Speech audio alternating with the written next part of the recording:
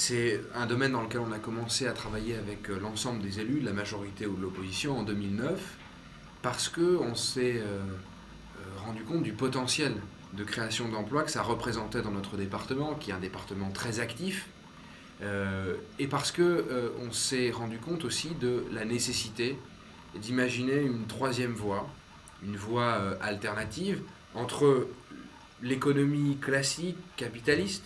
dont les excès ont été dénoncés pendant la crise et qui n'est pas satisfaisante pour tout le monde, et l'économie publique, administrée, ou pour certains même assistée. Donc la nécessité d'imaginer une troisième voie, qui est celle des entrepreneurs sociaux, qui choisissent d'investir dans des projets dont la seule finalité n'est pas la maximisation des profits, mais plutôt la création de valeur, la création de liens sociaux. Nous nous sommes dotés d'un budget de 6 millions d'euros pour réaliser un grand appel à projet, le premier du département des Hauts-de-Seine qui s'engage dans cette voie de façon assez novatrice dans son histoire pour soutenir justement ces entrepreneurs, ces bénévoles qui souhaitent créer de la richesse, créer des emplois dans l'économie sociale et solidaire sur notre territoire. Dans le cadre de cet appel à projet, on a été surpris par l'affluence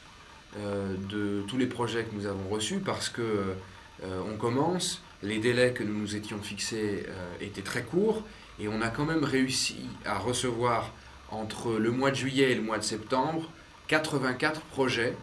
de gens qui ont candidaté auprès du département, alors qu'on voulait encore une fois, dans un souci de crédibilité et de sincérité, pas faire une communication désordonnée, mais une communication ciblée pour atteindre les bons partenaires. 84 projets, sur ces 84 projets, 73 étaient recevables administrativement parlant, c'est-à-dire en fonction des critères que nous avions définis préalablement, à savoir l'ancrage territorial, le principe d'hybridation des financements, c'est-à-dire le fait que le Conseil général ne soit pas le seul partenaire financier, ce qui est un gage d'autonomie par la suite, et un critère également de caractère novateur du projet. Il s'agit de faire la démonstration que les deux impératifs que sont l'économique et le social peuvent se marier dans ces projets d'économie sociale et solidaire. Je sors du jury de cet appel à projet qui s'est retenu depuis 2 jours, où on a examiné l'ensemble des projets qui nous étaient soumis. Nous avons été assez exigeants, mais nous avons quand même réussi à retenir 31 projets. 31 projets, avec une enveloppe qui représentera pour le premier exercice de cet appel à projet près de 900 000 euros pour les subventions de fonctionnement et près de 400 000 euros pour les subventions en investissement. Alors, il y a d'autres pistes sur lesquelles nous travaillons. C'est d'abord un objectif très ambitieux qu'on s'est fixé s'agissant de la commande publique, puisqu'on s'est fixé comme objectif que 10% de nos marchés publics devaient mobiliser des clauses sociales. Il y a un deuxième axe sur lequel on travaille,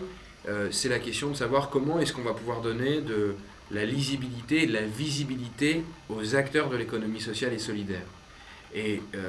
on organise le 28 novembre prochain à la Défense, c'est d'ailleurs tout un symbole, et on a fait exprès de cultiver ce paradoxe, donc un forum de l'économie sociale et solidaire pour que précisément les acteurs de l'ESS et les acteurs de l'économie classique, les grands groupes notamment, se rencontrent, travaillent ensemble, bref, contribuer par l'action politique à faire aussi évoluer les mentalités. Puis on travaille enfin sur un dernier angle qui est celui de la finance solidaire et la mise en place d'un dispositif de microcrédit qui serait copiloté par le département pour accompagner encore une fois les porteurs de projets. Voilà, on commence à travailler sur ce chapitre, on commence à travailler à notre place humblement, mais je dois dire que ça avance pas mal.